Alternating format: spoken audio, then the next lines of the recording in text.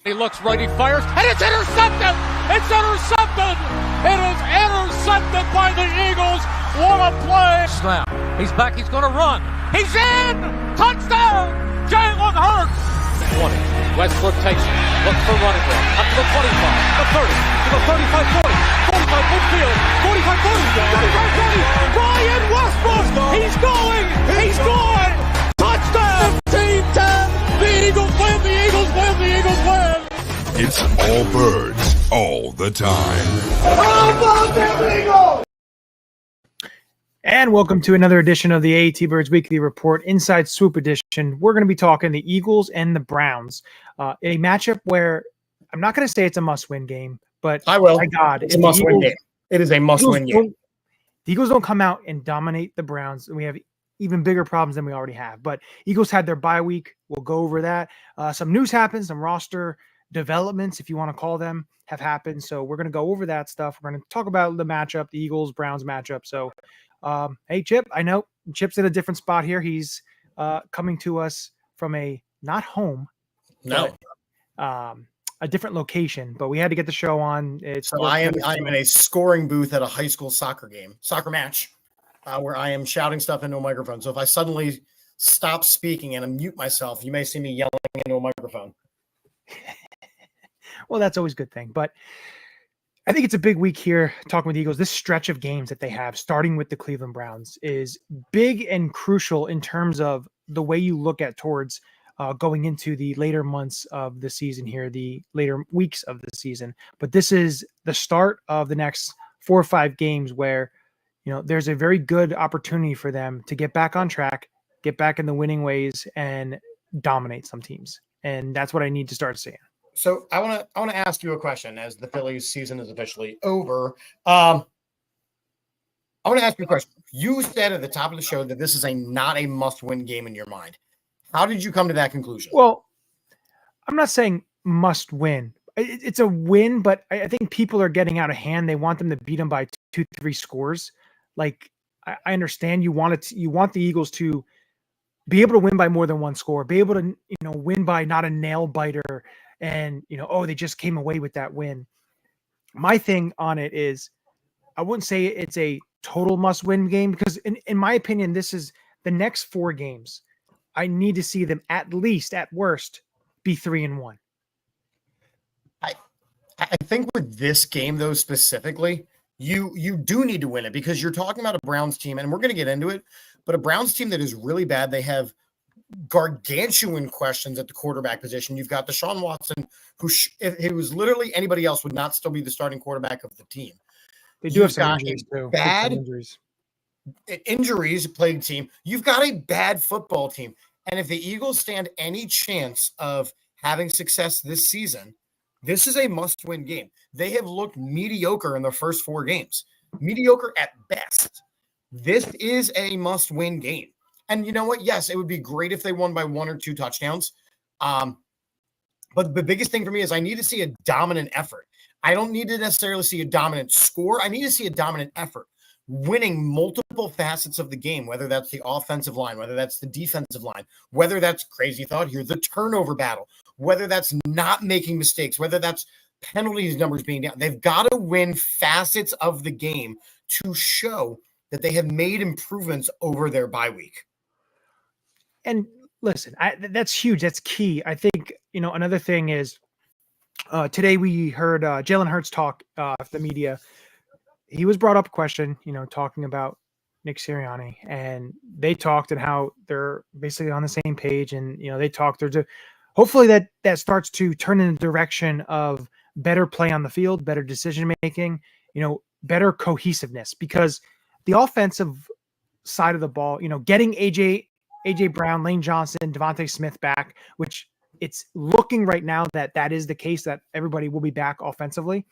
That is 100% what you need to see because you need all that offense back. I'm hoping to see what we saw in week 1 with against the Green Bay Packers and the motion and everything that you were seeing. And we were looking and be like, oh, this is a Kellen Moore offense. This is what I want to see. I'm hoping to see that. And hopefully that was kind of what we see, Jalen under center, doing some play action there, motion, everything along the lines of that, because right now they're, I think, 19th in the league. Now they may have gone down a little bit. I know there was 19th in the league after week 4's games. I'm not sure where they rank right now, but listen, that's not good enough, because a Kellen Moore offense and the way he deploys his offense and deploys his scheme, it all goes about motion. It goes about under center. I need to see those facets of the game and not the Nick Sirianni facets that are starting to creep back in. So that's one thing I'm going to be definitely watching come against the Cleveland Browns, who have struggled, who also have their own type of miscues in terms of bad penalties and on the field performance. And we're seeing a lot. It also revolves around their quarterback play as well, but their defense isn't playing the best. And again, they got tons of injuries. So to me, this is a get right game. And that's what I want to see. I want to see that get right game. If they win by 10 or 13 points, listen, I'll be happy. But for people wanting them to win by 20, 25 points, listen, it's still an NFL team.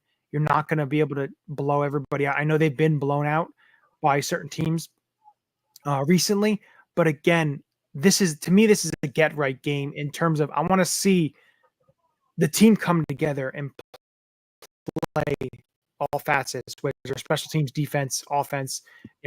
This is after the bye. That's what you need, and that's what I'm looking to see for the Philadelphia Eagles. Yeah, and again, you mentioned a lot of really important things, right? The things we saw in week 1 against Green Bay, we saw a creative offense, right? We saw what Kellen Moore was supposedly bringing with motion. That team, again, I know that they were down their top 2 weapons, their top 2 wide receivers in the last game, but they put out no effort, no energy, no creativity.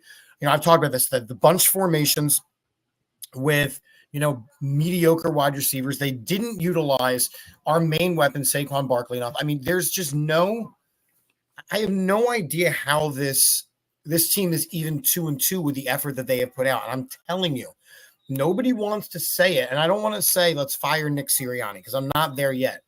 But right now, the Eagles are 2-2 in spite of his effort. They are in spite of Nick Sirianni, between bad coaching decisions, between kicking field goals when he shouldn't, between not kicking field goals when he should, between substitutions, you just saw Robert Saleh get fired because he wanted to take over. He wanted to take more power, and people disagreed. Right? He was not the coach that I thought was going to get fired first. Nick Sirianni is a Super Bowl appearing coach. He'll finish the season, but he's got to turn some stuff around and quick.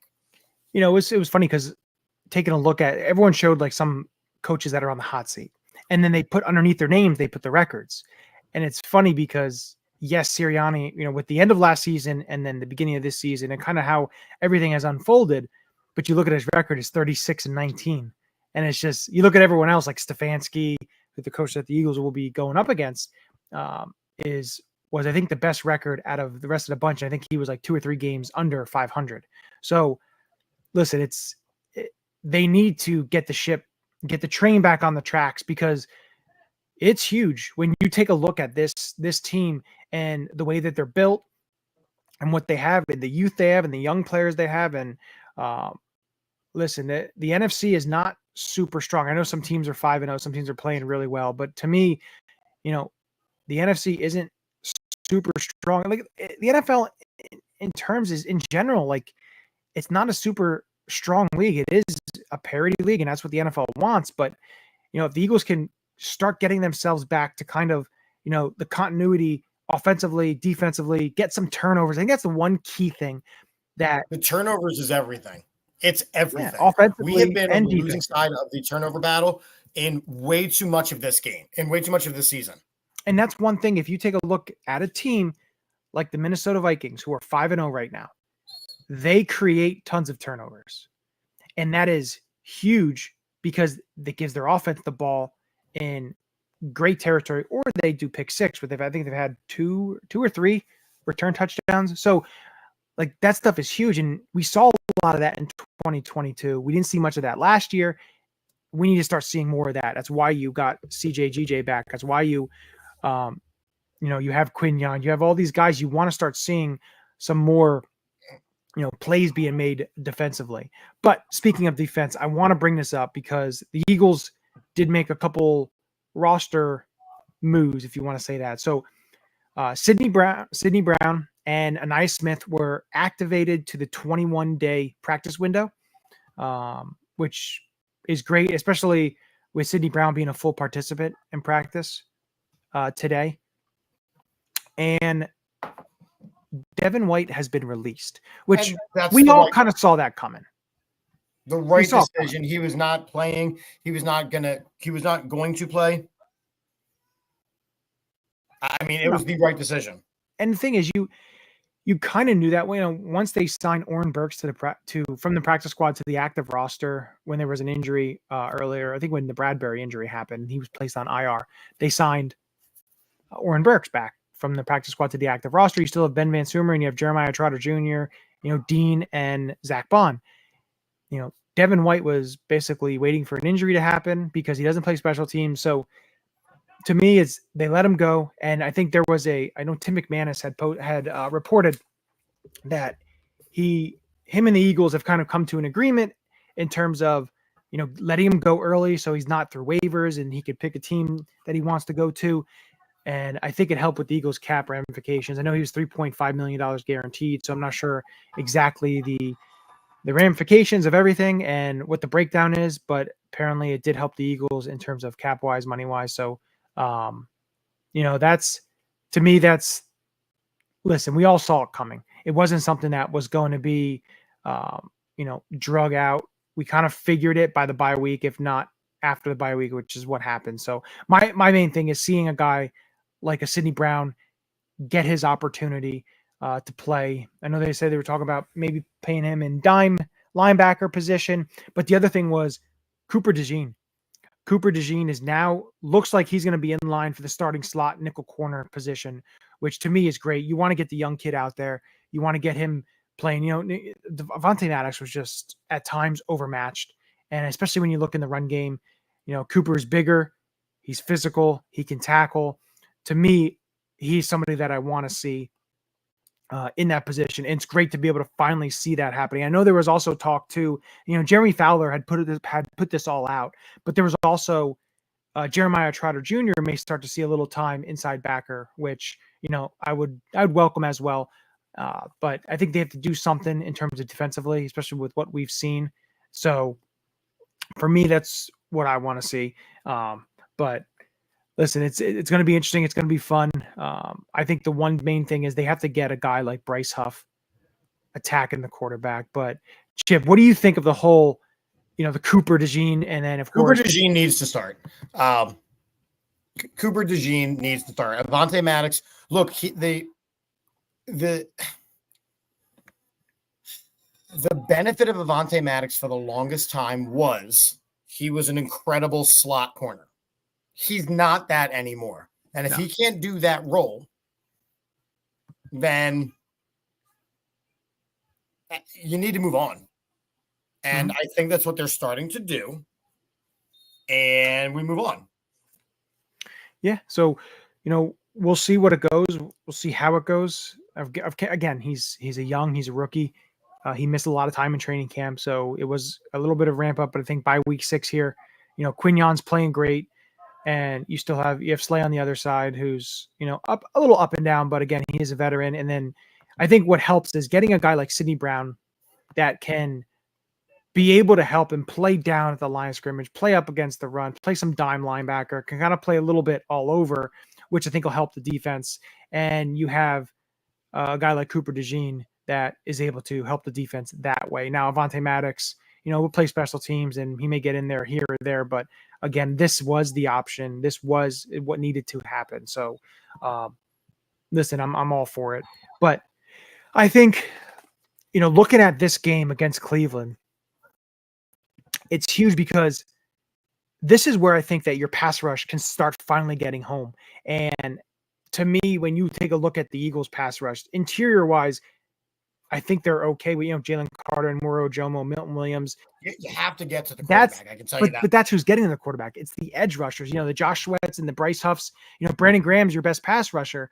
But also I did see that this game on Sunday will be, I believe, Brandon Graham's 200th game played, which of course is the most in Eagles history. He's played the most years in Eagles history, but it's a testament to, his longevity, and absolutely, love Brandon Graham. So for me, seeing that, the first Eagles player in team history to get 200 games played, for me, I think that's absolutely fantastic and one for the record book. So absolutely love seeing that. But the pass rush needs to get right against this offensive line who is beaten up and battered, and they've struggled in recent weeks. And if you're going up against a bunch of backup players, which potentially I think they could have between 2 and 3 backups on that offensive line, you need to be able to get home, and you need to be able to basically get yourself ready and get yourself right with this pass rush, because you need to start getting sacks.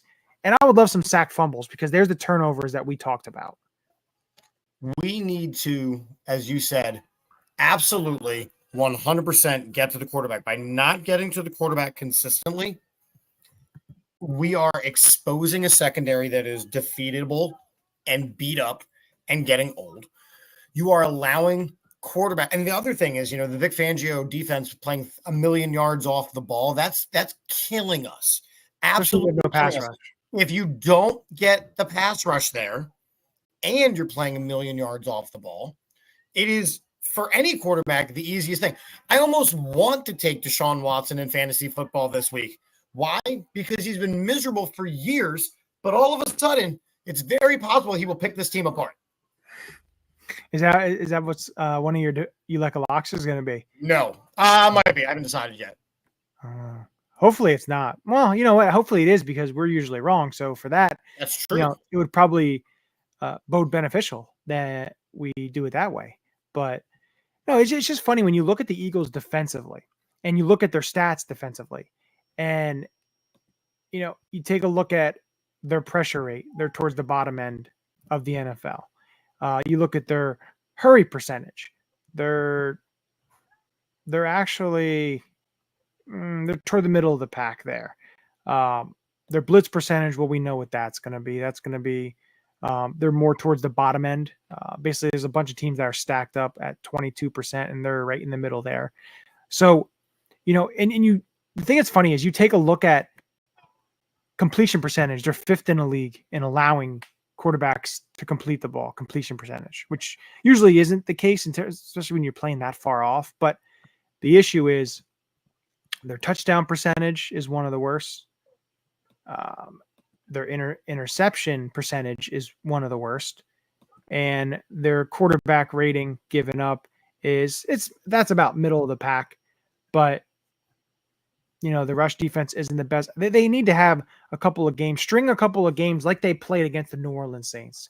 We need to start seeing that portion of the defense, because to me, that's going to be great if you're able to start putting together defensive games like that, especially with the offense that you have.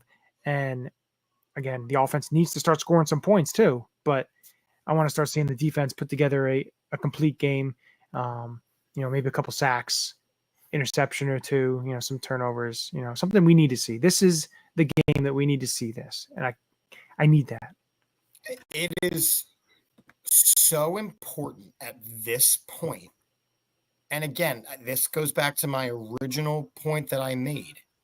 It is so important that this Eagles team right now puts together an effort where they win a couple portions of these games, right? They win the turnover battle. They win the line of scrimmage. They win big plays. They win something. Yeah. Yeah, you need to see that, because we need that confidence. Listen, we talked about it. I don't think it was last year. I think it was during the 21 season, when it's like every game was down to the wire and nail biter, and it's like, can we please just get a game that's like you could sit back and relax and enjoy it, because they're beating a pulp out of a team. And we saw that in 2022 multiple times, multiple occasions we saw that. But it hasn't been evident since the end of last year, basically most of last year. A couple of games they won by double digits, but it wasn't like, anything super comfortable because the last game, I think double digits, I don't know. I think it was the Miami game. They won 31-17, but again, that game was very close at halftime and they started to pull away late in third quarter. But, I got to see Kellen Moore take the reins and I want to see his offense displayed. That's the one thing that we need to see, especially when you bring in the new offensive coordinator and say he's going to be running because the offense kind of got stale. But then what we've seen the last couple of weeks has been that stale offense. Listen, it needs to change. And I understand you had guys out. I know AJ and Smitty were both out, and you were running with guys like John Ross and Paris Campbell and Jahan Dotson and Johnny Wilson. And I get that. I understand that. But if that's the case, why not? And I mentioned it 2 weeks ago before the Tampa game. I said, this is a game that you want to see like the 2021 Eagles offense where they ran the ball and they threw some short stuff and they relied on, 12 personnel running the ball a little bit. They throw some deep shots here and there, but they used, intermediate routes and short stuff. And you didn't see any of that. And then by the looks of it, you were down multiple scores right away. And then you had to throw the ball and you weren't running the ball. So listen, I need to see more opening up of the offense, and you're probably going to see that with AJ and Smitty back. So, we will see. It's going to be interesting, but I mean, it is going to be interesting, but it also has to be, okay, you had 2 weeks to lick your wounds. Now, what are you going to do about it? Listen, you had a bye week. The bye week is where you go and you figure out what's working, what's not working, how you can change things, how you can adjust. And then this is the stretch run because there is no more bye weeks. You need to get on the horse and you need to go. And it shapes up really well for them when you look at the next 4 games. And then the 5th game is, of course, the Dallas Cowboys, and they've been, up and down. But again, this is your stretch of games where you can get yourself right, get yourself in a good position because listen, the Washington Commanders aren't going to go away. Even if they struggle a little bit down the stretch here, they're still going to be in contention. So they're a team that you can't sleep on because they can score. Their defense may not be good, not be great, but if you're putting up 30, 40 points, listen, it's not really all that bad for your defense because you're going to wind up coming away victorious most of the time than not. But the division as a whole, like Dallas has been struggling. They got a tough stretch of games coming up as well. So it's going to be interesting. These next 4 to 5 weeks is going to really tell you where this Philadelphia Eagles team is because of everything that you have in front of you. But I'm excited to see them this weekend. Look, I miss Eagles football. It is something that, you may not hear me say. But I'm glad that it's a 1:00 game.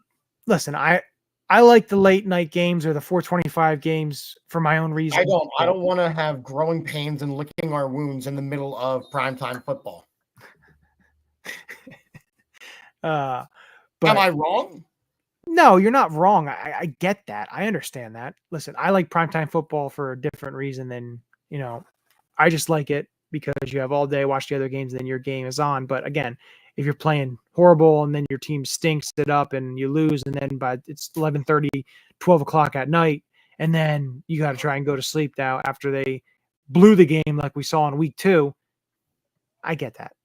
I understand. Don't get me wrong. I do understand.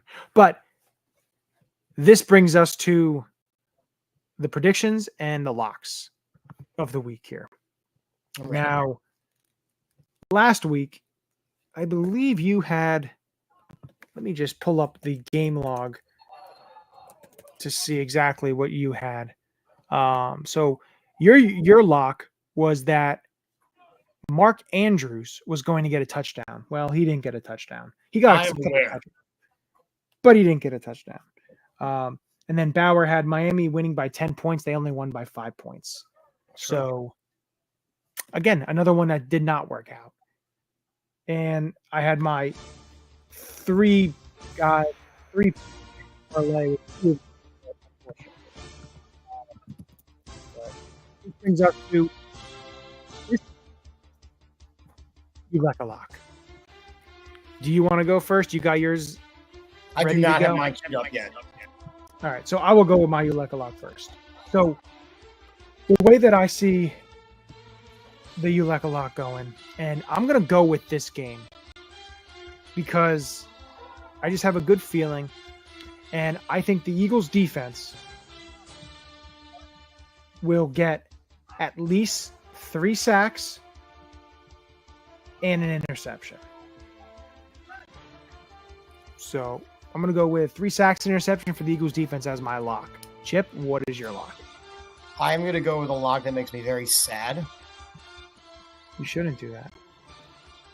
In the first real test against a real opponent for the Commanders, against the Ravens, Jaden Daniels will have 3 combined touchdowns and win the game.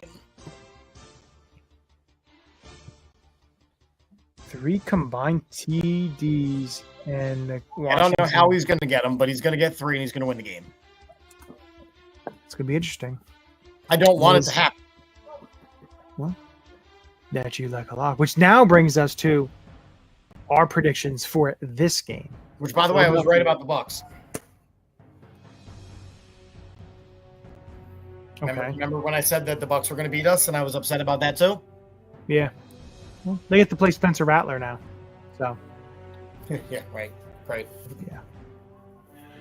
So now it brings us to this game, and the way I see this game going, like I said, I think this is a get-right game for these Eagles, and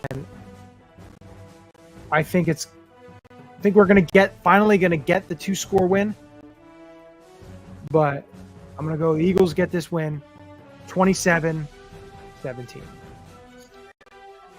Yeah, I have the Eagles winning. I just think that the Browns are a really, really bad team. Like, really, really bad.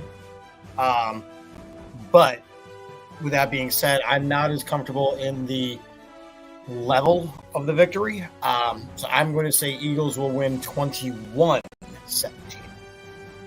21-17. Ooh, that's a close one. But we both have the Eagles winning and improving.